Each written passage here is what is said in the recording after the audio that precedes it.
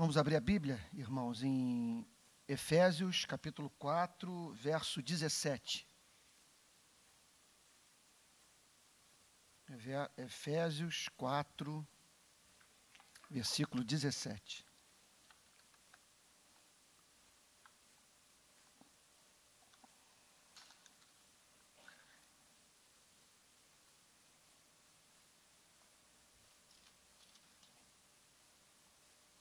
Vamos lá. Isto, portanto, digo e no Senhor testifico. Mais uma vez nós nos deparamos com um desses conectivos tão presentes no Novo Testamento, nos escritos do apóstolo Paulo. Isto, portanto, que obviamente estabelece uma conexão com todo o contexto antecedente, no qual ele fala sobre o crescimento do corpo de Cristo, até que todos alcancemos a estatura do Senhor Jesus, de quem todo o corpo, diz o verso 16, bem ajustado e consolidado pelo auxílio de toda a junta, segundo a justa cooperação de cada parte, efetua seu próprio aumento para edificação de si mesmo em amor. Como tudo isso é um fato, como essa deve ser a meta da vida cristã e de todos os ministérios na igreja, o apóstolo Paulo declara: digo e no Senhor testifico. Essa é uma forma bastante solene de expor a verdade bíblica.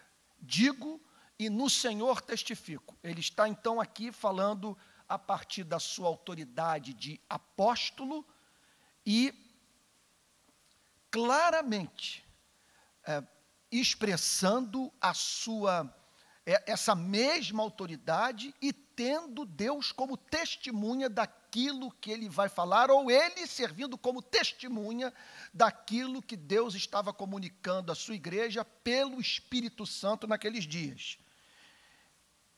Não há mínima dúvida que essa forma de comunicação tão solene, digo e no Senhor testifico, quer nos comunicar o fato de que aquilo sobre o que ele passa a falar é de importância vital para a vida cristã e, consequentemente, para a vida da igreja na sua condição de corpo de Cristo. Não há mínima dúvida, gente, que nesse sentido há uma hierarquia de valores morais e há uma hierarquia de importância doutrinária nas Sagradas Escrituras, vamos assim dizer. Nem tudo tem o mesmo peso. E certamente esse pressuposto subjaz a essa forma de introdução da doutrina da santificação, sobre a qual ele passa a tratar a partir do versículo 17. Digo e no Senhor testifico que não mais andeis como também andam os gentios, na vaidade dos seus próprios pensamentos. Essa é uma das descrições mais acuradas sobre a vida do não regenerado, a vida alheia à vida de Deus, a vida desconectada da pessoa de Jesus Cristo que nós encontramos nas Sagradas Escrituras. O apóstolo Paulo traça um contraste entre a vida cristã e a vida daquele que não conhece a Deus através de Cristo. Não andeis. Trata-se de um imperativo que tem relação com a totalidade da nossa vida. Não andeis significa algo que tem a ver com o nosso comportamento, com a forma como nós lidamos com a vida e nos relacionamos uns com os outros e com o próprio Criador. Não andeis como também andam os gentios. Portanto, me permitam aqui falar uma obviedade, o apóstolo Paulo traça um contraste bastante nítido entre a vida do cristão e a vida do não cristão, que não mais andeis como também andam os gentios. Portanto, não é bíblico esse conceito de graça que nos leva a crer que a única diferença entre nós e os não cristãos é que nós aceitamos a aceitação, que nós fomos perdoados, que entre a humanidade pecadora, nós somos aqueles que se arrependeram e que receberam da parte de Deus o seu perdão, e que, portanto, a grande diferença entre nós e os não cristãos é que nós temos a consciência deste amor. Gente, só que ninguém tem a consciência deste amor sem que isso interfira decisivamente na sua forma de viver. Por isso essa declaração: não mais andeis como gentios, que vocês não se comportem mais como um dia se comportaram, e que a vida de vocês apresente uma clara e inequívoca diferença quando comparada à vida daquele que não conhece a Cristo. Como andam os gentios? Essa é a grande questão. Como vivem os gentios? O que há na vida deles que os caracteriza, que os move? E do que nós devemos nos afastar horrorizados? Não há a mínima dúvida que ele não está falando sobre todos os aspectos da vida daqueles que não conhecem a Cristo. Porque nós encontramos, em razão da imagem e semelhança de Deus que o não cristão carrega, muito daquilo na vida do não cristão que nós deveríamos ambicionar. É fato que a graça comum atua na sociedade pagã, na sociedade não cristã, operando entre ateus e agnósticos e fazendo com que muitas vezes eles anelem por aquilo que todos nós, pelo simples fato de sermos criaturas feitas à imagem e semelhança de Deus, anelamos também. Contudo, há alguma coisa na vida deles que não pode fazer parte da nossa, por ser absolutamente oposto ao modo de viver cristão. Então vamos tentar entender essa declaração. Não mais andeis como também andam os gentios.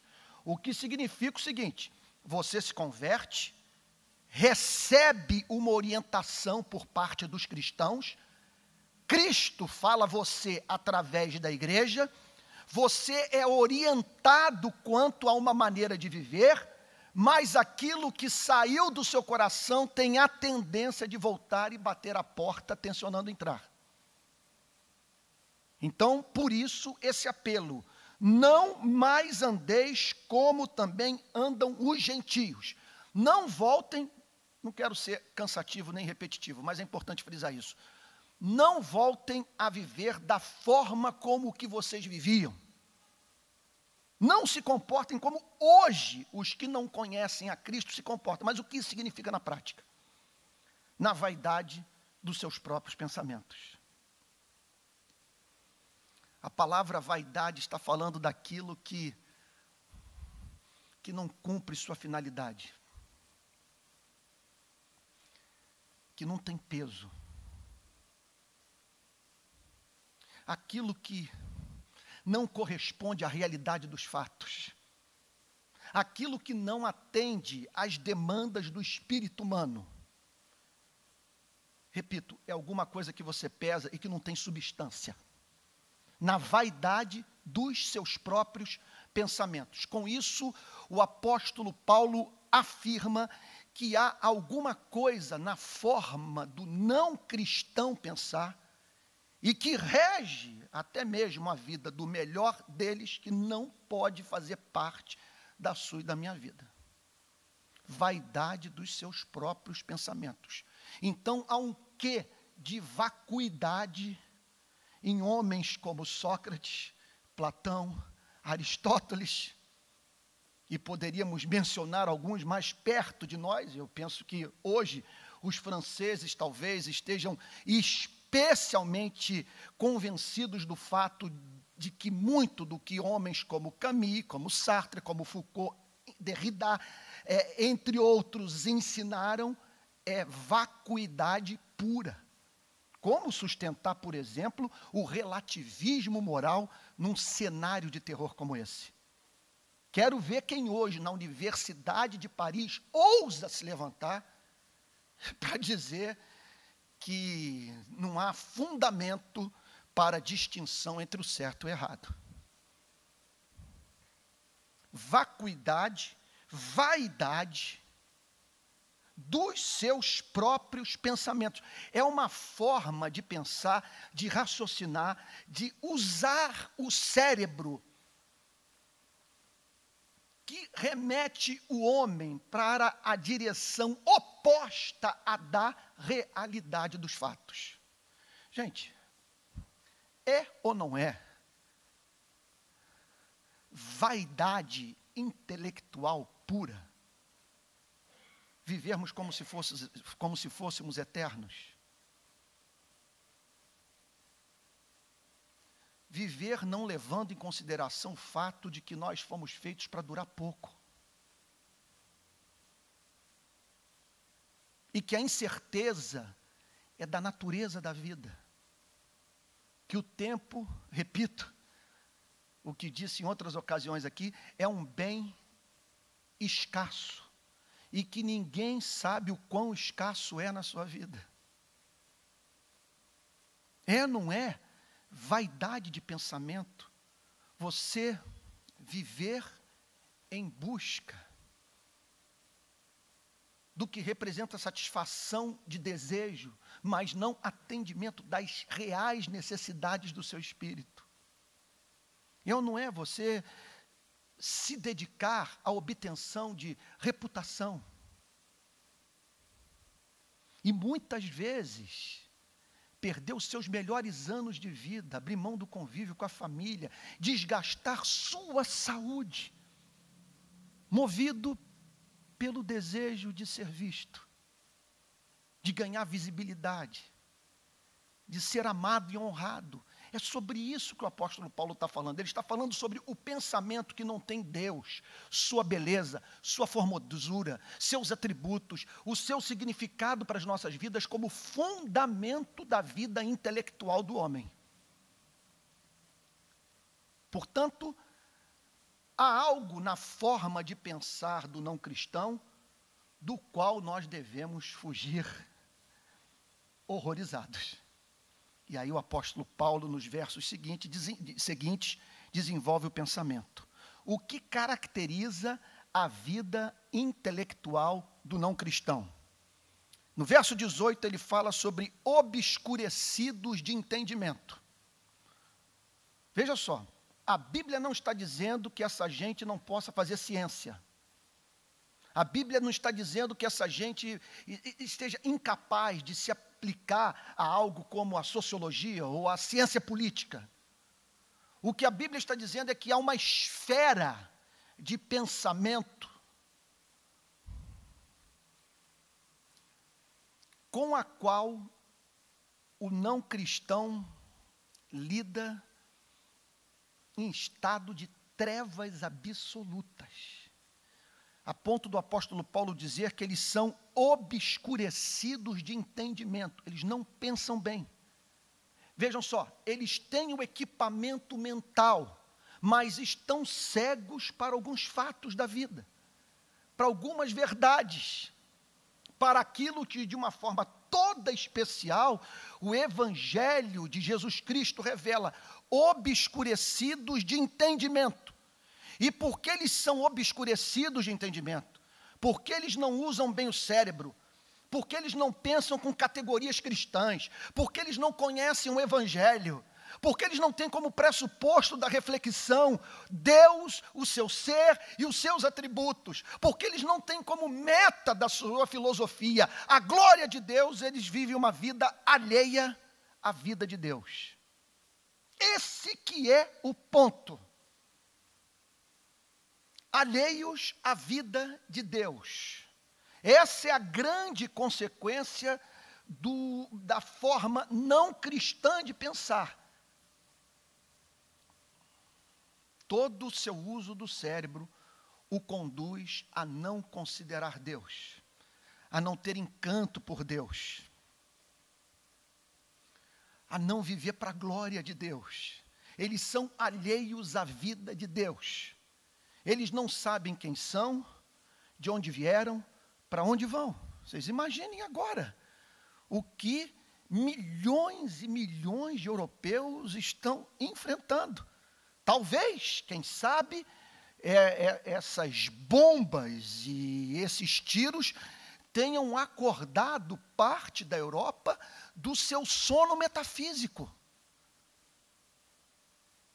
E esteja hoje levando cidadãos europeus a entenderem o fato de que eles vivem uma vida alheia à vida de Deus, que eles não têm a vida de Deus na alma. Eles não têm esse suprimento, essa reserva interior. Eles não sabem nada do significado de uma das declarações mais estupendas dos Salmos. Há um rio cujas correntes alegram a cidade de Deus, o santuário das moradas do Altíssimo. Quando caem as bombas, quando estabelece a convulsão social, quando eles têm que experimentar e até mesmo anelar pelo cerceamento da sua liberdade, a fim de proverem segurança para si mesmos e para as suas famílias, eles não encontram mais sentido na vida, porque eles dependem dos shows, eles dependem dos bares, eles dependem dos espetáculos, porque eles estão alheios à vida de Deus. É sobre isso que o apóstolo Paulo está falando. Vejam só. Vaidade dos seus próprios pensamentos. Por que esses pensamentos são considerados vacuidade? Porque eles não cogitam Deus. Eles não levam o homem a se preocupar com seu Criador. Eles ousam falar sobre moral, sobre ética, sobre vida em sociedade, sem pensar em Deus, a sua glória, nos seus atributos, como elemento de coesão social, como fundamento, não apenas do bem pensar, mas do bem viver em sociedade. Eles são alheios à vida de Deus. Agora, olhem só, por causa da ignorância em que vivem. Gente, eu não sei como que é com vocês, mas eu vivo em estado de constante perplexidade com tudo que me cerca. De você, quando vem um domingo, por exemplo, de você saber que a maior parte da população não está em templos cristãos, interessada em ouvir a palavra de Deus, em ao menos procurar saber se o cristianismo é a verdade. Como que essas pessoas conseguem viver sem examinar a vida, sem fazer perguntas, gente? É alguma coisa que foge ao entendimento do cristão. Eu diria o seguinte, o não cristão é um enigma para o cristão, e o cristão é um enigma para o não cristão. Um não entende o outro. Sob que aspecto, sob que perspectiva? Justamente essa, descrita pelo versículo 18, obscurecidos de entendimento, alheios à vida de Deus. Gente, você sabe o que é viver alheio à vida de Deus? Alheio à vida de Deus significa o seguinte, que só há uma saída para você ser um completo idiota. Porque se você pensar, se você usar o cérebro, chegará à conclusão que não é felicidade aquela que se teme perder. E que se você teme perder a felicidade, você não será feliz jamais. E até hoje ninguém convenceu aquele que usa o cérebro de como se pode falar numa felicidade que não se teme perder, sem mencionar a existência de um ser infinito pessoal, que o ama, e que pelo seu poder pode bancar tudo aquilo que promete para você. Eu sou um caso sem solução. Não venha me falar sobre me livrar dessa ansiedade metafísica sem mencionar o Evangelho. Repito, eu preciso de segurança, Eu não posso viver temendo asteroides, cometas, buracos negros, uma terceira guerra mundial. Eu não posso viver com medo de deixar de ser feliz. E estar alheio à vida de Deus é viver em estado de eterno desassossego de alma. O cobertor vai ser sempre curto. Por isso que pregar o evangelho é apaixonante. É a única resposta. Não há outra. Por causa da ignorância em que vivem, eles vivem nada mais, nada menos, ignorando a porção mais importante da vida.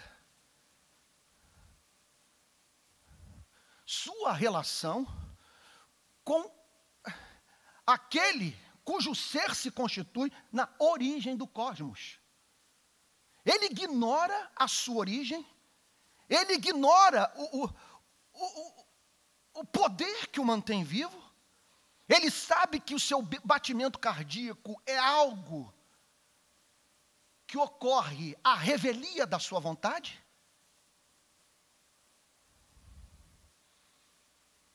E que caminha para o fim.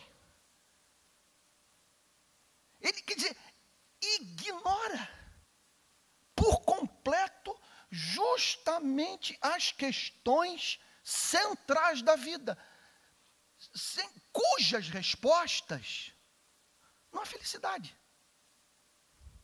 Então o apóstolo Paulo chama os cristãos, olha gente, um cristão com inveja de um não cristão é uma contradição completa. Eu não consigo deixar de olhar para a vida do melhor não cristão sem sentir pena. Quando ele é infeliz, dele eu me compadeço. Porque ele não sabe o que é de madrugada, ao lado da sua cama, se ajoelhar e falar com Deus de Abraão, de Isaac e de Jacó. Ouvir o sussurro do Espírito Santo. Ele não sabe o que significa numa noite de angústia, de medo, você abrir um salmo e o Espírito Santo falar através da palavra de Deus ao seu coração.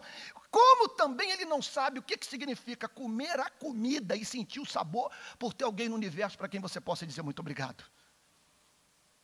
Por isso que o apóstolo Paulo diz, alheios à vida de Deus, por causa da ignorância em que vivem, e aí, a gênese de tudo, pela dureza do seu coração. Coração na Bíblia é a cidadela da alma. Os teólogos costumam dizer que é o lugar de onde promanam todas as nossas decisões. É o que condiciona o pensamento. Porque, como a psicanálise veio anos e anos depois a demonstrar, me parece, de forma científica, a partir de muito trabalho clínico, ilude-se aquele que pensa que o comportamento do homem é estritamente racional. Nós somos governados por alguma coisa que está sob a superfície. Somos governados pelo coração. O que o apóstolo Paulo está dizendo é que o não cristão tem um coração de mármore. E esse coração de mármore determina, condiciona todas as leituras que o não cristão faz da vida. A situação é desesperadora. Não há no Novo Testamento, talvez com exceção de Romanos capítulo 3, aquele texto que eu trouxe para o púlpito da Betânia, eu creio que há 15 dias. É uma descrição assustadora e empiricamente comprovável da natureza humana. Mas aqui nós estamos diante de outra passagem extraordinária, do ponto de vista da apresentação de uma radiografia do funcionamento da vida do não cristão. Notem, Paulo não está dizendo que essa pessoa não possa fazer ciência. Paulo não está dizendo que essa pessoa possa se tornar uma referência em artes plásticas. Paulo não está dizendo que essa pessoa esteja incapacitada de exercer a medicina. O que Paulo está dizendo é que quando se trata da relação com o Criador, essa pessoa é estúpida.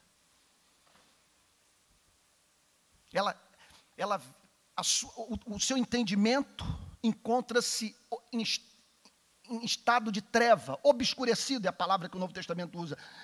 Por isso, alheio à vida de Deus, por causa da ignorância em que vivem, falta-lhes informação, são cegos, mas a gênese de tudo é a dureza do seu coração. É um coração impermeável, um coração refratário, um coração, essa é a palavra, não vulnerável à voz de Deus. É um coração duro. É um coração que não se comove. Gente, se vocês me perguntassem hoje o que te causa mais preocupação nesse presente momento da história da humanidade, mais do que uma terceira guerra mundial, mais do que o avanço do terrorismo, o receio de que esteja se cumprindo nos nossos dias a profecia bíblica mais dramática, que por se multiplicar a iniquidade, o amor de muitos se esfriará. A humanidade está perdendo a afeição natural. Ver morte de homem não nos angustia mais. Hoje acredito que essa é a pergunta que o Espírito Santo está fazendo à humanidade. Onde está Abel, teu irmão? E o homem está respondendo como sempre respondeu, só que agora virou cultura. Por acaso sou eu tutor do meu irmão? Pela dureza do seu coração. Verso 19. Os quais, tendo se tornado insensíveis, notem que o texto está dizendo que houve uma perda de uma condição original. Eles não eram assim, eles não nasceram assim, eles se tornaram insensíveis. O que significa o seguinte: ele tem um programa à noite para fazer. Se a mãe cai de cama,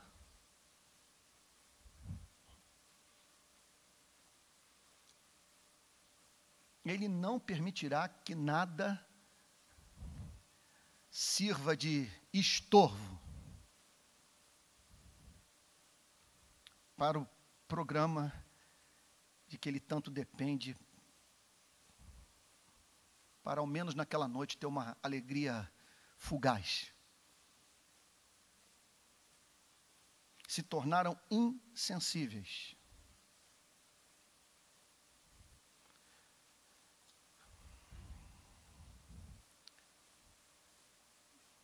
Eles veem o pôr do sol. Eles podem descrever cientificamente com mais acurácia o que está envolvido cientificamente num pôr do sol do que o cristão. Mas enquanto ele vê o pôr do sol, o cristão está vendo alguma coisa que muitas vezes é difícil descrever em palavras. Falta essa sensibilidade. Ele não vê beleza no Evangelho. A ideia de que Deus amou o mundo a ponto de entregar o seu único filho, de que Deus pegou a sua ira, desviou a sua justa indignação da humanidade e puniu nele próprio os pecados do homem na pessoa do seu único filho, não toca a corda do seu coração. A oração de Jesus no Getsêmani, sujeitando-se ao Pai para salvar os seus irmãos, o seu povo, a igreja que o Pai a ele deu para que por ela Jesus Cristo morresse e a salvasse. As bem-aventuranças, ele não vê, é insensível, ele não vê excelência, ele perdeu o paladar para as coisas do Espírito. Você vai pegá-lo interessado por música, você pode pegá-lo interessado por literatura, por poesia. Mas quando o assunto é amar a Deus e ao próximo,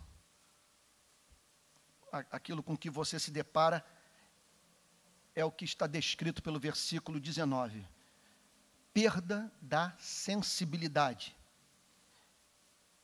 Em seguida, o apóstolo Paulo os descreve como entregues à dissolução. Esse entregues tem o sentido de deixar a coisa correr solta. É abandonar toda a restrição, é a vida sem domínio próprio.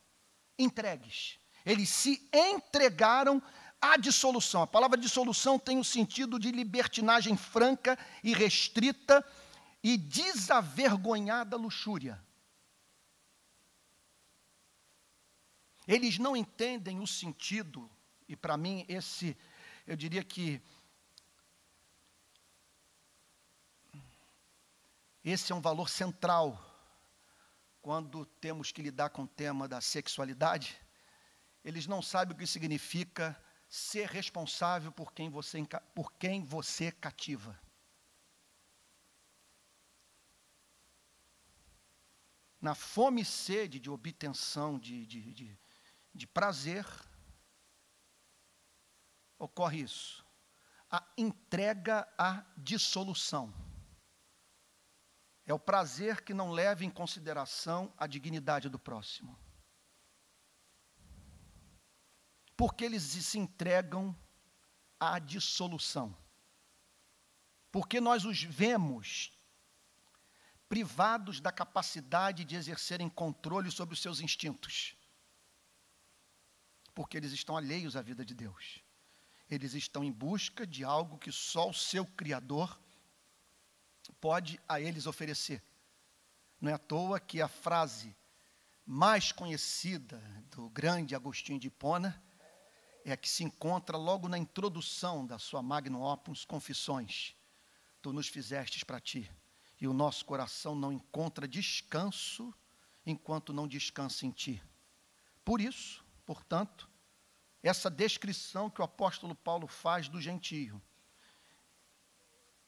se entregaram à dissolução. Notem bem, talvez você esteja pensando naquele seu amigo que não é conforme a gente costuma dizer, um depravado.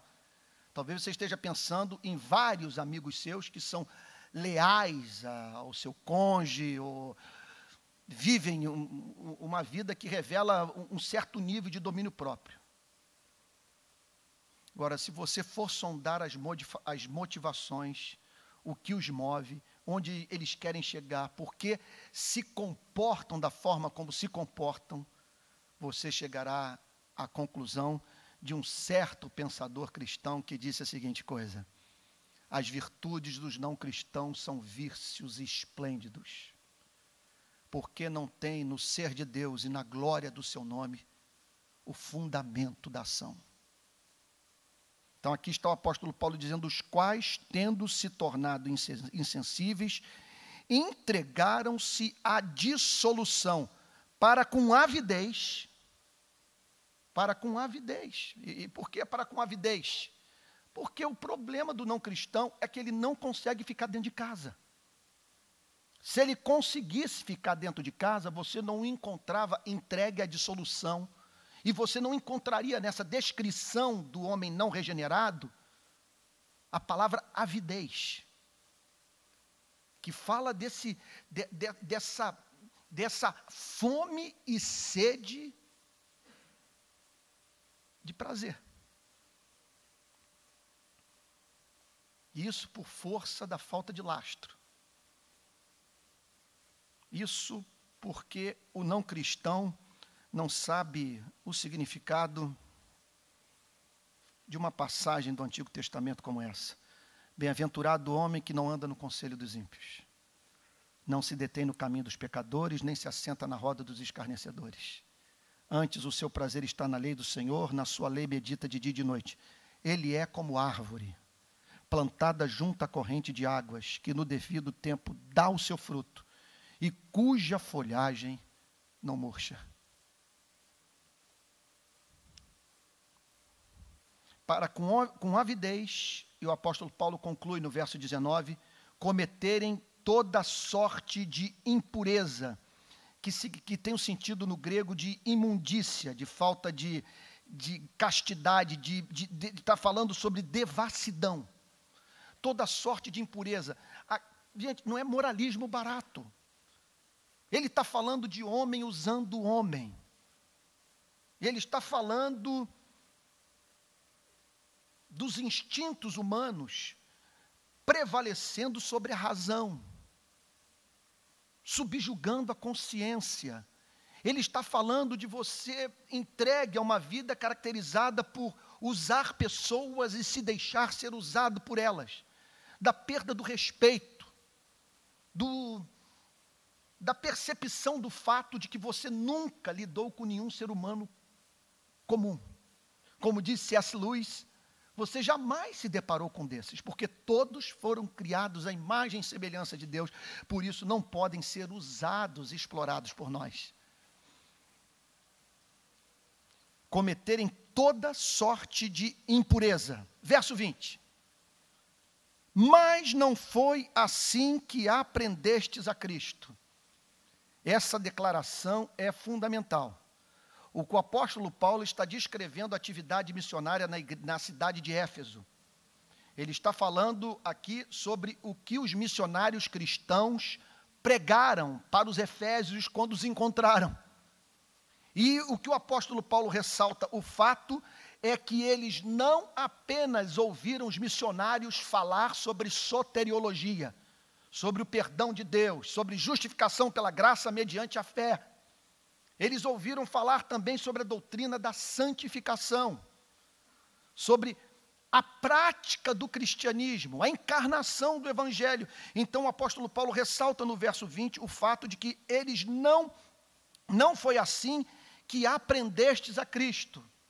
O Cristo que foi pregado a vocês, que lhes foi revelado, apresentado, não é o Cristo que os estimula a serem muito maus, porque Deus é muito bom.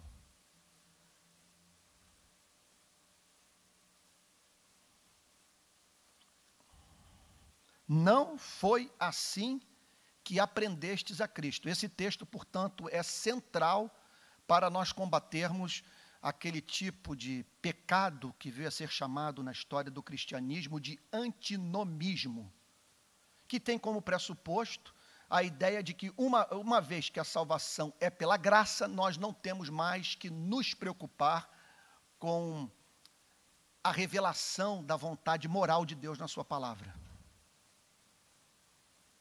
Antinomós.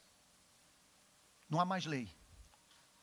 O Evangelho emancipou o homem da preocupação de viver uma vida agradável aos olhos de Deus.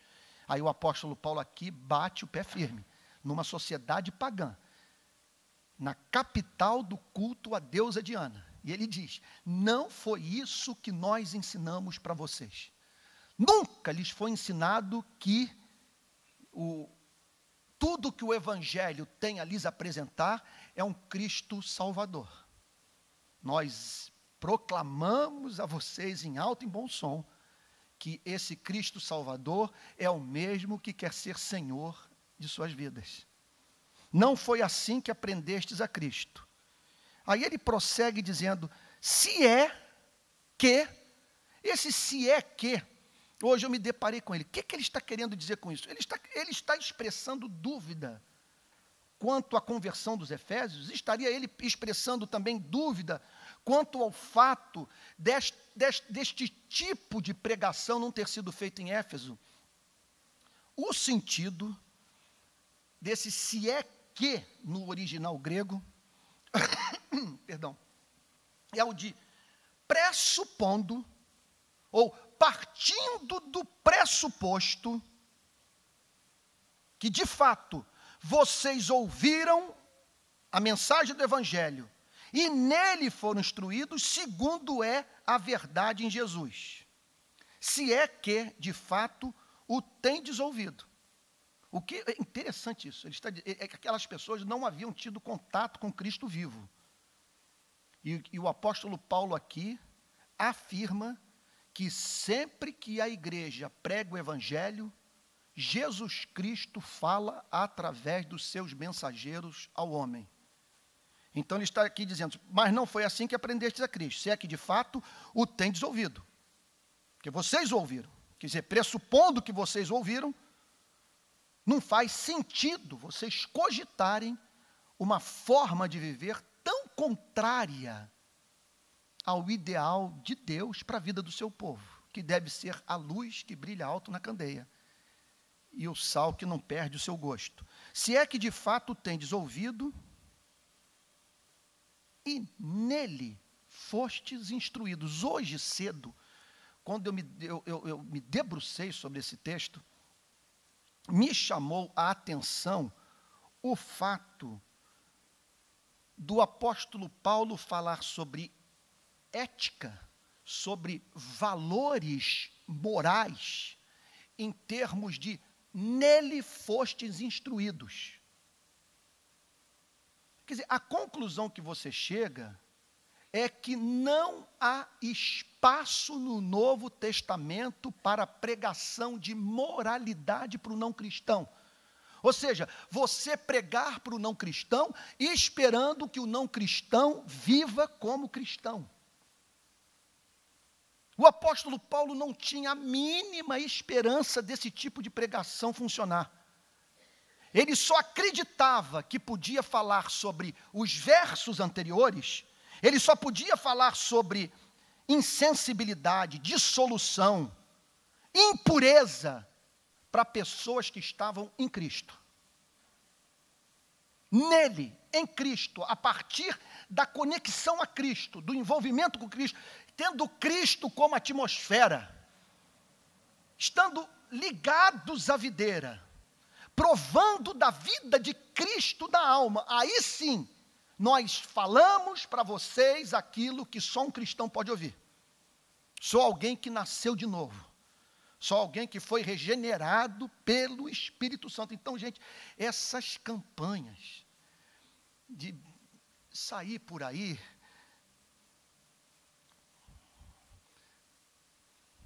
esperando que não cristãos, gente, se comportem como cristãos,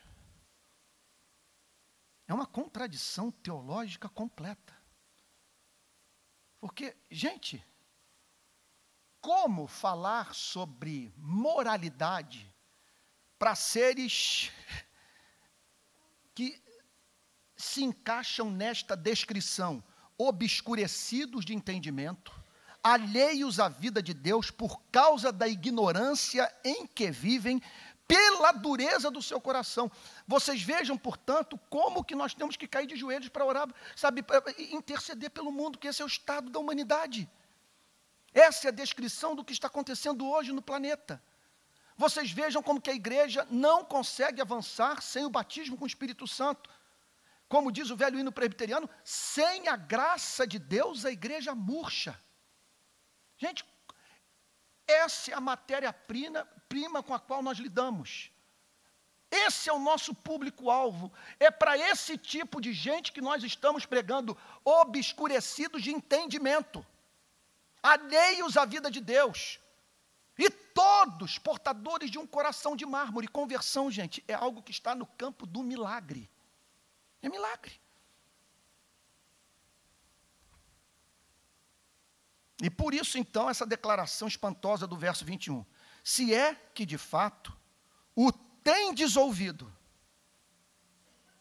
e nele fostes instruídos, olha só, segundo é a verdade em Jesus. É muita informação junta. O que o apóstolo Paulo está dizendo isso é muito sério, gente. Aqui nós estamos diante de mais um vetor para a atividade ministerial da igreja. Ele está dizendo o seguinte, que a igreja não deve cobrar das pessoas nenhuma espécie de compromisso ético, sem que antes lhe forneça instrução, sem que a pessoa saiba por que deve fazer aquilo que está sendo incitada a fazer. O apóstolo Paulo então diz o seguinte, olha só, se é que de fato tendes ouvido, e nele fostes instruídos em Cristo. Aí sim, depois que os seus sentidos espirituais foram renovados pelo Espírito Santo, aí nós podemos falar a vocês não como a carnais, mas como a nascidos de novo. Segundo é a verdade em Jesus. Era uma instrução, notem bem, isso é de fundamental importância. Os pregadores do primeiro século, eles não faziam um assalto sobre a vontade humana. Eles dependiam do Espírito, esperavam a obra de regeneração operar, e quando uma pessoa era regenerada, havia muita instrução, muito ensino, muita exposição da verdade, muita proclamação do Evangelho com a apresentação de todas as suas consequências práticas. Segundo é a verdade, mas olha só, a verdade que está em Cristo, revelada por Cristo. Então, o que esses missionários fizeram foi pegar toda aquela tradição oral, e certamente munido já das primeiras cópias do Novo Testamento, e fazer uma exposição de tudo aquilo que o Senhor Jesus havia ensinado durante os seus 3 anos de vida pública. Então, vocês vejam que o nosso chamado, em última análise, não é para pregar não é pregar o protestantismo, o presbiterianismo, o calvinismo, o luteranismo, é para pregar Jesus Cristo. E nós não podemos, nesse sentido, confundir a nossa interpretação da Bíblia com a Bíblia. E fugir de toda a ideia de botar na boca de Cristo o que Cristo nunca falou. O modelo, portanto, do discipulado era justamente esse, a verdade em Jesus. A verdade tal como foi revelada em Jesus. E é interessante, eu não percebi isso inicialmente, na verdade eu jamais perceberia isso, se John Stott, o grande Martyn Lloyd-Jones, não tivesse chamado a atenção para o fato de que no verso 20, ele chama o nosso Salvador de Cristo. E no verso 21, ele o chama de Jesus. Por que no verso 20 ele o chama de Cristo? Porque no verso 21 ele o chama de Jesus. Muito provavelmente, dizem os comentaristas bíblicos, que no verso 20 ele está falando sobre o Messias. No verso 21, ele está falando sobre o Messias tal como se manifestou no Cristo da história.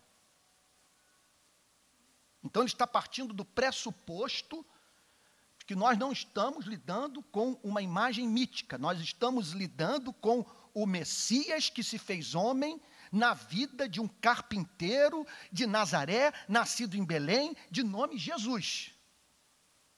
Então, o que o apóstolo Paulo está dizendo é que o fundamento do discipulado no primeiro século, olha, gente, não quero cansá-lo, mas isso é muito importante. Repito, o fundamento do discipulado no primeiro século era falar sobre pureza de vida, sobre honestidade, sobre retidão de caráter para cristãos. Para não cristãos, o chamado era para pregar o Evangelho. O Novo Testamento é absolutamente cético quanto à possibilidade de uma pessoa viver o cristianismo sem ter nascido de novo. Então, para o não cristão, pregação do Evangelho. Uma vez que a pessoa estava em Cristo, os missionários cristãos, os pastores, os mestres, os apóstolos, aí sim entendiam que havia sido criada a condição necessária para que você pudesse falar para o homem sobre aquilo que é tão contrário à natureza dos filhos de Adão. Nele fostes instruídos, segundo é a verdade em Jesus, a verdade revelada por Jesus. A verdade tal como apresentada por Jesus. E aí agora, meu Pai, os versos mais importantes da Bíblia sobre santificação, especialmente do ponto de vista do modus operandi da santificação. Não, eu tenho para mim que não há passagem no Novo Testamento que mais nos ajude a entender como que nós podemos vencer as nossas limitações morais no presente século. Como que nós podemos viver uma vida agradável a Deus. Não há nada mais importante do que esses 3 versículos. Vamos a eles. No sentido de quê? Então, ele está aqui descrevendo o que os missionários cristãos pregaram para os efésios. Ele está aqui descrevendo a verdade que está em Jesus, que foi ensinada para os efésios. O que foi ensinado para os efésios com base no que Jesus havia ensinado durante os dias da sua encarnação. Olha lá. No sentido de que, quanto ao trato passado, do ponto de vista da vida que vocês viveram antes de conhecer o Evangelho, vos despojeis do velho homem. E aí então, a exegese do Novo Testamento nos apresenta fatos dos quais nós não podemos fugir e que são essenciais para que nós entendamos o processo de santificação na vida do nascido de novo. Quase uma redundância que eu estou falando. No sentido de que, quanto ao trato passado, vos despojeis do velho homem. No grego, está falando de uma ação passada, de uma decisão que nós tomamos no dia do nosso batismo. Nós pegamos a roupa podre, suja, mal cheirosa, encardida, e nós nos despimos dela. Essa roupa é chamada de velho homem. Isso por dois motivos. Porque tem a ver com a vida que nós vivíamos, algo velho, surrado, muito usado por nós, e tem a ver também com Adão. Tem a ver com alguma coisa que perdeu a beleza. Tem a ver, isso é muito sério, gente, tem a ver com algo que nós vestimos e que não é condizente com a imagem e semelhança de Deus que nós carregamos. É alguma coisa que não cai bem em nós, e não cai bem em nós porque nos faz viver a vida que os animais vivem. Outro dia eu estava lá em casa, no período antes do meu cachorro labrador, o Muffet, ir para o céu, está lá agora me esperando. Eu creio que a teologia do C.S. Lewis está certa, que os animais dos cristãos vão para o céu, sabe? Então, acho que o Muffet está lá me esperando, já glorificado e tal, junto com os demais cães dos verdadeiros servos de Deus, aguardando a ressurreição dos justos. Pois bem, mas teve um dia que o meu querido Muffet, olha, eu costumava dizer, é o único cachorro convertido. Impressionante, gente. No dia que meu pai morreu, me lembro dele ter um comportamento completamente diferente de tudo que até então eu havia presenciado. Ele simplesmente ficou a 1 metro, 2 metros de distância de mim, parado. Não me peçam para explicar a impressão que ele me passava, que de alguma forma ele estava sabendo o que estava se passando no meu coração. Mas teve um dia que ele se traiu. A cachorra mais formosa, a cadela mais exuberante, uma verdadeira top model lá do condomínio, parou em frente à nossa casa, mas naquele santo dia.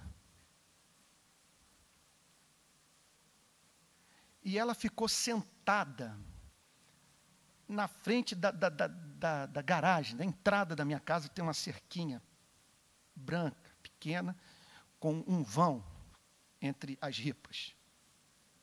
Aí o proprietário dela, a pessoa que estava com a cachorrinha, a chamou para voltar a passear, e ela se levantou e foi. Quando o Muffet, meu cão convertido calvinista, jogou o corpo inteiro para o lado de fora da cerca e meteu o focinho onde ela estava sentada.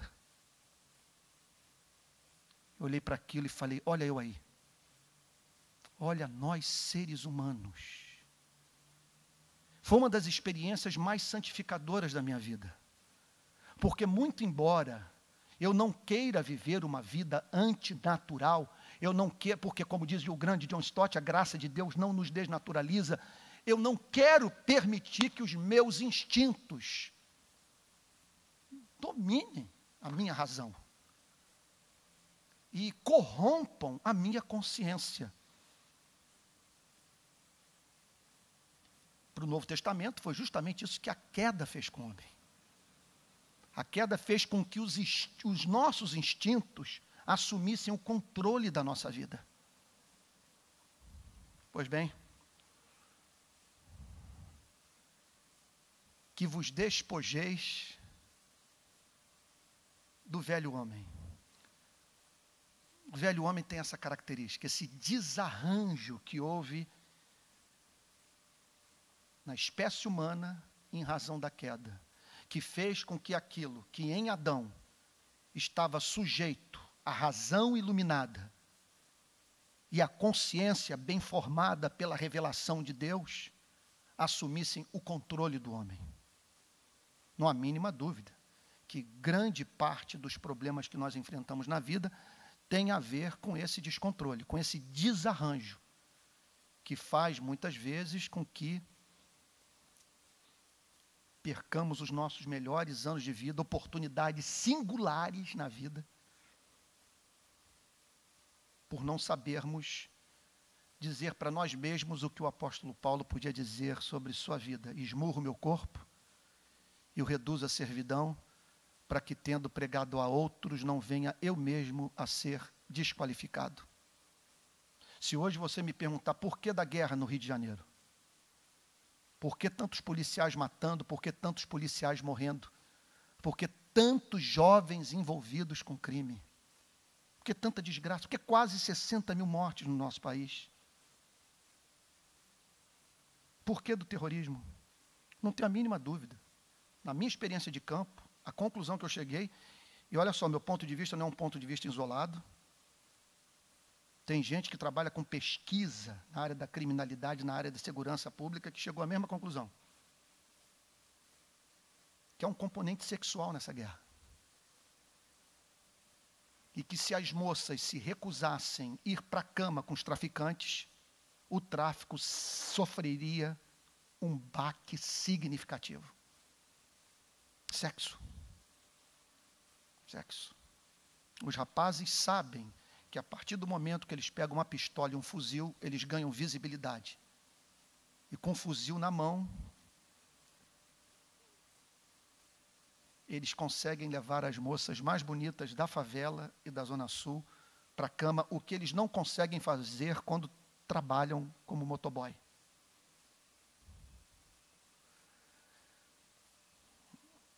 No sentido de que, quanto ao trato passado, vos despojeis do velho homem, olha a afirmação que vem em seguida, que se corrompe. O que o apóstolo Paulo está dizendo, esse verbo é muito importante. Ele está dizendo que a vida sem Cristo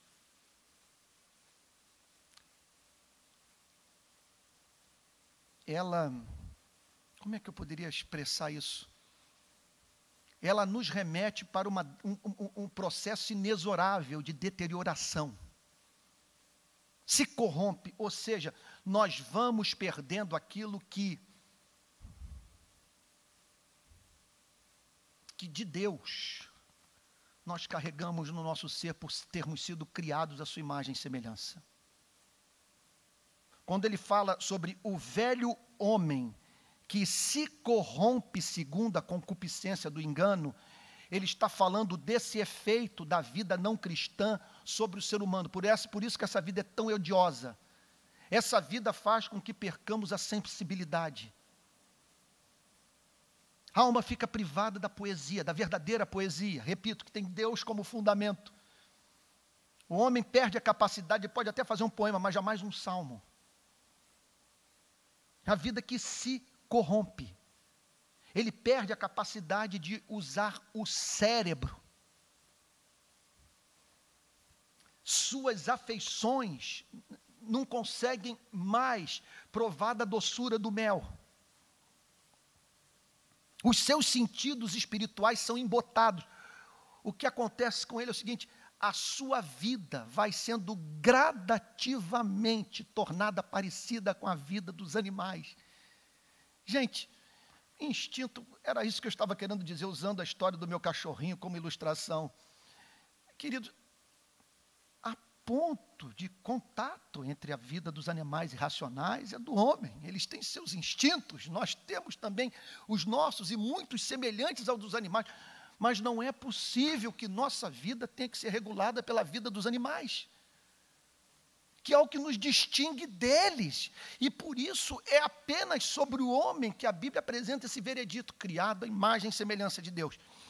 Então o apóstolo Paulo prossegue dizendo, que se corrompe segundo as concupiscências. A palavra concupiscência, deixa eu dar uma pausa aqui. A palavra concupiscência não tem um sentido negativo na Bíblia, ela não é necessariamente negativa. Significa desejo, desejo intenso. Mas aqui é o desejo, veja só, é o chamado desejo do engano. É o pecado usando seus instintos para o enganar. Como que o engana?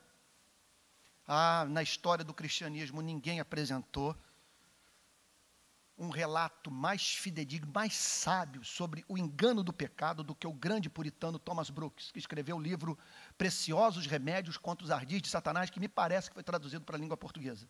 Livraço. Foi traduzido, né, Idauro? Livraço, a maior obra sobre batalha espiritual que eu li na minha vida. Então ele fala sobre como que o pecado, sob a ação do adversário das nossas almas, atua no nosso ser, nos enganando. Eu não vou conseguir me lembrar de tudo, mas entre as grandes lições que eu pude aprender ao ler aquele livro, eu destacaria as seguintes, que talvez tenham ficado na minha memória justamente por serem as mais importantes. Ele diz o seguinte, que uma característica do pecado é, antes da sua prática, ele se apresentar a você como o seu melhor amigo. Antes da prática do pecado, o adversário de sua alma se coloca ao seu lado como um grande amigo, dizendo o seguinte, olha, esse tipo de pregação vai levá-lo à loucura. Não seja tão rigoroso consigo mesmo. Não estabeleça esses limites para o livre exercício da sua vontade. Você está em Cristo. Depois que você dá liberdade para o pecado, o adversário se coloca do seu lado para dizer, não há mínima dúvida, que um nascido de novo jamais praticaria o que você acabou de fazer. Obviamente, você fez o que fez porque você nunca nasceu de novo. E aí então o diabo se fantasia de Cristo e se apresenta a você como um Cristo severo, que o leva a crer que não há mais esperança para a sua vida. Thomas Brooks também apresenta um outro fato da vida. O pecado nos engana mostrando a isca, mas sem jamais mostrar o anzol. Ele mostra o que vai nos dar prazer, mas não mostra o que aquele prazer vai fazer com a nossa vida. Outra característica do pecado, por isso que ele chama concupiscência do engano. O que a concupiscência do engano faz? Tudo isto te darei, se prostrado me adorares. E ainda que pudesse cumprir o prometido, não satisfaria os anseios espirituais de seres que foram criados para se satisfazer apenas com Deus. Então ele fala sobre as concupiscências do engano, que é o que caracteriza o velho homem. No sentido de que, quanto ao trato passado, vos despojeis do velho homem. Aqui vou usar aqui o politicamente incorreto.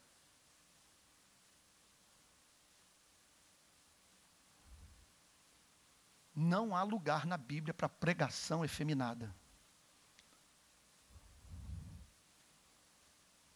Não há lugar na Bíblia para você, numa hora como essa, dizer o seguinte: você ouve a palavra de Deus, você ouve uma exposição de um texto como esse, e diz o seguinte: deixa eu orar a respeito. Deixa eu buscar uma experiência que me saque desses conflitos morais. O que o apóstolo Paulo está dizendo é o seguinte: despoje-se do velho homem. Use o cérebro. Pare para pensar em quem você é. Viva de modo digno do Evangelho. Pare para pensar no que esses convites vão fazer com sua vida, com sua saúde. E o estorvo que representarão para a sua comunhão com Deus. É interessante que a linguagem aqui é a mesma que nós encontramos na Bíblia para o diálogo do Senhor Jesus com o paralítico. Amigo, o meu poder está em você. Levanta-te e anda. O velho homem é fato do passado da sua vida. Você não tem mais duas naturezas se digladiando. Você já se despojou do velho homem, portanto, seja o que você é. É uma linguagem análoga àquela que nós usamos com adultos que se comportam como crianças. Meu amigo, se comporte como homem, cara. Deixa de ser menino, seja o que você é, homem, cara. E é essa linguagem que o apóstolo Paulo está usando. Que vos despojeis do velho homem. Ele não está dizendo que você ore a respeito.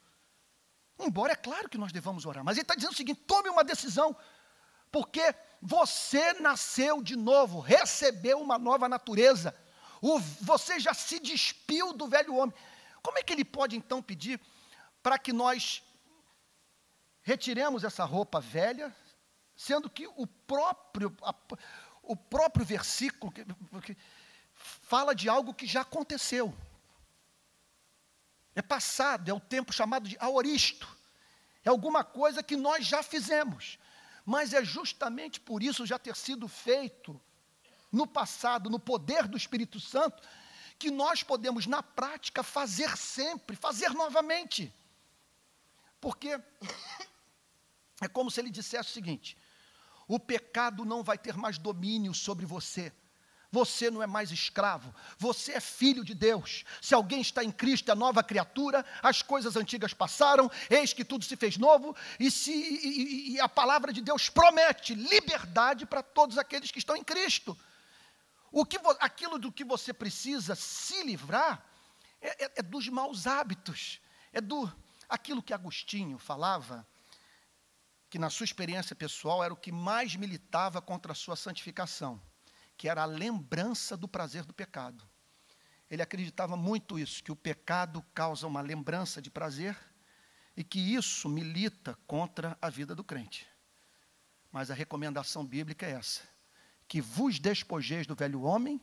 Olha só, é isso que eu amo na instrução do Novo Testamento. Não é o pregador pregando e fazendo aquilo que eu chamaria de assalto sobre a vontade humana. É uma mensagem que dá instrução, que tenta convencer a mente, sensibilizar o coração. Olha o que ele diz: no sentido de que quanto ao trato passado, vos despojeis do velho homem, que se corrompe segundo as concupiscências do engano. Vamos juntar tudo isso. Gente, isso aqui é instrução, é papo reto. É um pastor indo direto ao ponto, pregando a palavra de Deus, sabe, livre de toda preocupação de criar uma reputação de um pregador que só prega de modo positivo. Ele está pensando numa igreja livre do domínio do pecado. Ele está pensando numa igreja que viva à altura da glória do Evangelho. Então, olha o que ele tem a dizer para os crentes. Olha, despojem-se do velho homem. Lembre-se que esse velho homem se corrompe. Que se esse velho homem dominar sua vida, você vai envelhecer antes do tempo. Você vai perder as melhores oportunidades da vida. Você vai deixar de glorificar a Cristo. E o pior, você pode experimentar o endurecimento judicial. Seu coração vai se endurecer.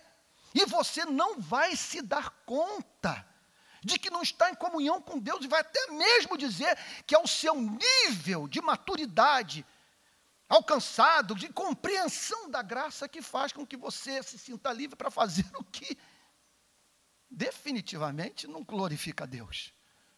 Então ele diz, em seguida ele fala, segundo as concupiscências. Você não pode permitir que as concupiscências do engano determinem o curso da sua vida, que você seja enganado por desejos que não satisfazem seu coração. E aí, os versos finais. E vos renoveis no espírito do vosso entendimento. Mais uma vez, nós temos que ir para o grego. E vocês vejam a importância de, no estudo das Sagradas Escrituras, a gente fazer boa exegese do texto. Estudando esse texto hoje, mais uma vez, me preparando para esse culto, me chamou a atenção o seguinte fato. Quando o apóstolo Paulo fala, vos despojeis do velho homem, ele está falando de algo que você deve fazer. E que você não deve esperar uma experiência, sabe, uma experiência sobrenatural para decidir. Levanta, toma o teu leito e anda. Despoje-se do velho homem. Use o cérebro, pare para pensar. Veja a vida dos seus amigos que estão ao seu redor. Tudo se corrompendo, concupiscência do engano. Odeie esse tipo de coisa. Mas quando ele fala, vos renoveis no espírito do vosso entendimento, a linguagem é na voz passiva. É que ele está dizendo que é alguma coisa que só Deus pode fazer. Só Deus renova o espírito do entendimento. E o que nos cabe fazer é não impedir Deus de renovar o espírito do impedimento, o espírito da mente, ou o espírito do vosso entendimento. E aí, gente, nós nos deparamos com uma passagem central para entendermos, vamos chamar aqui, pode parecer snobismo da minha parte, mas é o que está me vindo agora, o que podemos chamar de psicoteologia. Espírito da mente. É óbvio que o espírito da mente não é a mente. Ele está falando do espírito da mente. O que é o espírito? Gente, é sensacional a informação que nós estamos recebendo. ele está falando de uma força que anima o uso da mente. É o espírito da mente, é o que move a mente, é o que leva você a raciocinar de uma determinada maneira. Não é o raciocínio propriamente dito, é o espírito da mente. Significa o seguinte, é uma influência que o leva a usar o seu cérebro para atender aos desejos de alguém. Aí eu me lembro de Lutero. A vontade humana pode ser comparada a um cavalo. E dependendo do cavaleiro, essa vontade vai numa direção ou na outra. Se o cavaleiro é o diabo, a vontade humana é dirigida para uma direção. Se é o Espírito Santo, vai num caminho diametralmente oposto. Então notem que é o espírito da mente. Esse que é o problema do nosso diálogo com os não cristãos. É o espírito da mente. Alguma coisa para a qual o não cristão está vendido. É o espírito, é alguma coisa que o leva. Esse é o ponto. A lidar de modo neutro, quando o assunto é Deus, a sua vontade. A relação do homem com o seu Criador. E o apóstolo Paulo, então, aqui diz, que vos renoveis no espírito do vosso entendimento. Outro ponto, o verbo renovar, trata-se de uma atividade contínua. Então, como se ele dissesse o seguinte, que vocês se tornem vulneráveis à ação do Espírito Santo e deixem o Espírito Santo renovar o espírito do vosso entendimento. Quer dizer que a cada dia, a glória de Deus, o amor pelo seu Criador, a paixão pelo Evangelho, seja o espírito, a força motriz da sua forma de usar o cérebro. Que verdade, gente, isso é um negócio impressionante. O espírito da mente. O que significa o seguinte, irmãos, falar em livre-arbítrio é uma completa ilusão. O homem não é livre. É o espírito da mente. Lá está ele escrevendo seus livros. Como é que pode escrever tanta asneira, tanta sandice?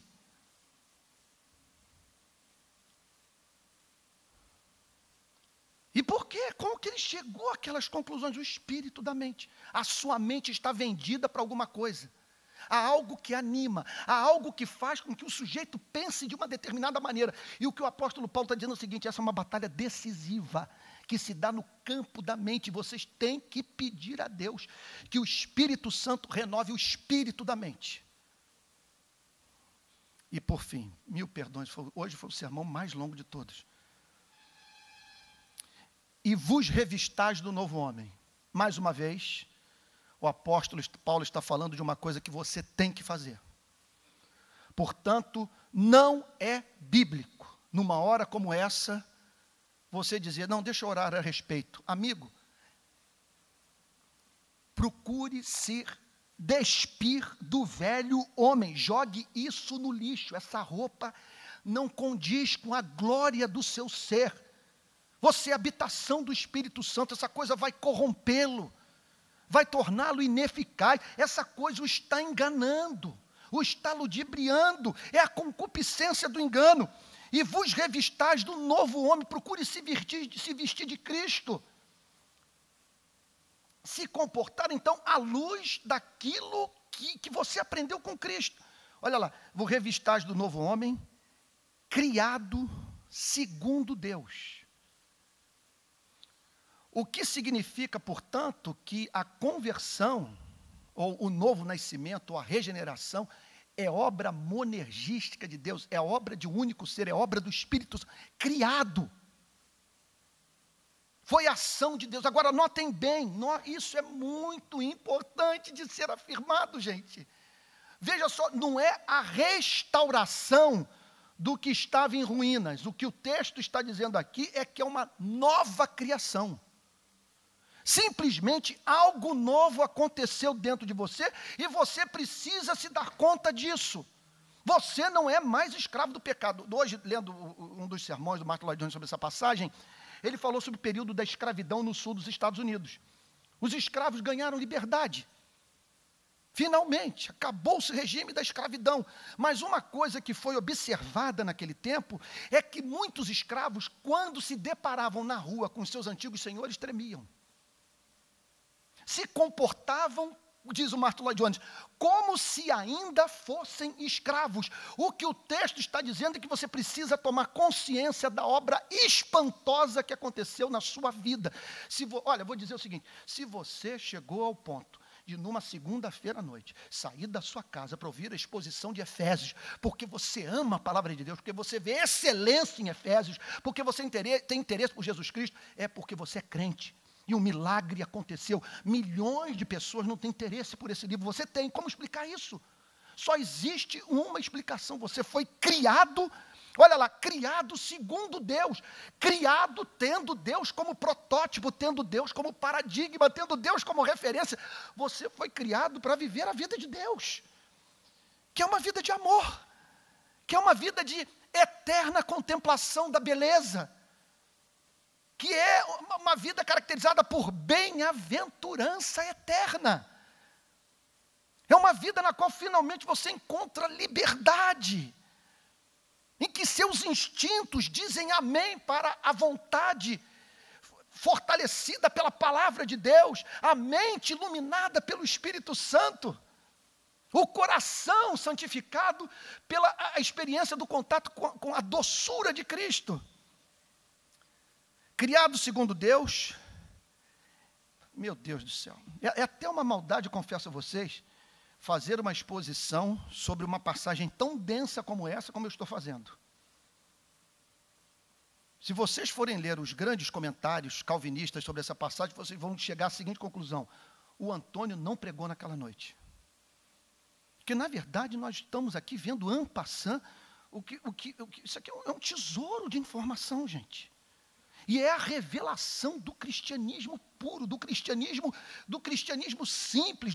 Isso aqui, gente, não é um modelo de espiritualidade que tem como referência, sei lá, um líder desses que nós estimamos. Aqui é Bíblia, é a palavra de Deus. E olha aqui como que termina a passagem. Criado segundo Deus, em justiça e retidão procedentes da verdade. O que significa o seguinte, que essa recriação, são dois sentidos aqui, vai levá-lo a um forte apego à justiça, à vida reta. É alguma coisa que vai impulsioná-lo a conformar sua vida à vontade de Deus, tal como revelada no Evangelho.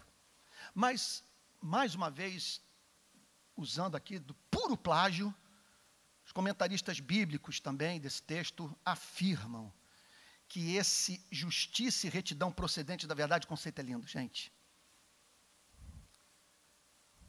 São as mais diferentes partes do nosso ser harmoniosamente relacionadas.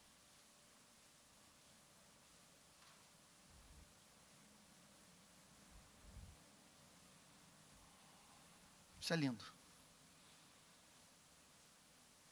É eu olhando para o Muffet e dizendo o seguinte: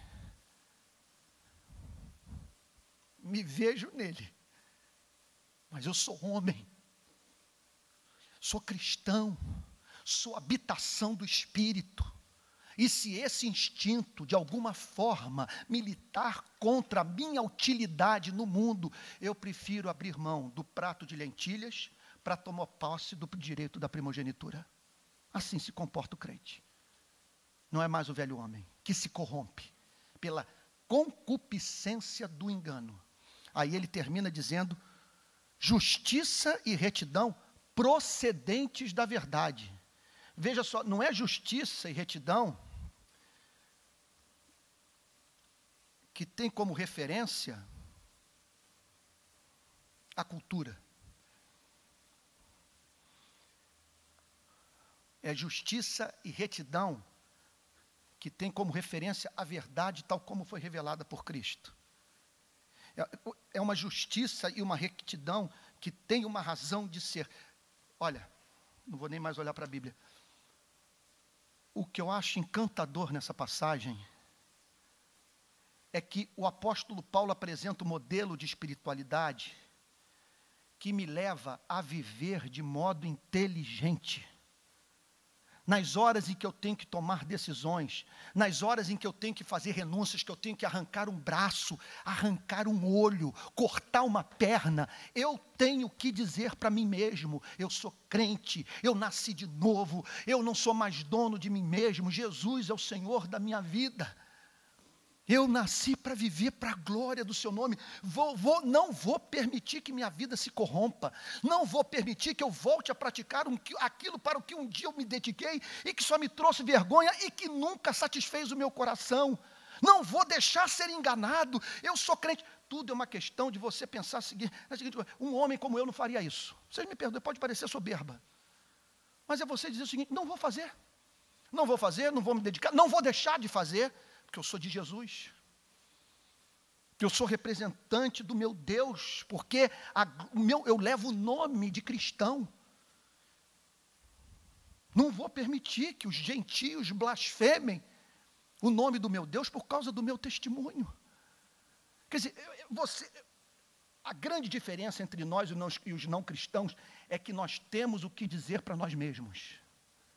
Nas horas em que nós temos que tomar decisões na vida, nós podemos pregar para nós mesmos. É isso que o apóstolo Paulo está dizendo. É o tempo todo estimulando o crente a pensar. É interessante que, observem, ele não fala sobre oração. Não fala. Não há esse espaço de, irresponsavelmente, você deixar de fazer o que deve fazer para orar. É como o paralítico. Não havia espaço ali, não, deixa eu orar, para ver se o que você está falando funciona. Não, levanta e anda. O meu poder está em você, já lhe dei subsídio para você ser livre, para você viver para a glória do meu nome. Seja o que você é. Seja o que você é. Pare para pensar no que foi feito pela sua vida. Então jogue para longe de você essa velha roupagem. Se revista do novo homem, que foi criado em Deus, em justiça e retidão, procedentes da verdade. Sua mente não está mais obscurecida. Você não vive mais alheio à vida de Deus. Seu coração não é mais de mármore. Você aprendeu com Cristo a amar. E a relacionar a esse Deus tudo aquilo que você faz. Pelo simples fato de ter aprendido com Cristo a dizer: a minha comida consiste em fazer a vontade daquele que me enviou e realizar sua obra. Isso que me dá prazer, isso que me alimenta. Como diz Søren Kierkegaard, na maior definição de toda a história da humanidade sobre o sentido da frase: bem-aventurados os limpos de coração, porque verão a Deus. Quem tem um coração limpo? E Kierkegaard dizia: aquele que só tem um desejo na vida. É um coração não dividido. Ele só tem uma paixão: fazer Deus sorrir. Deus abençoe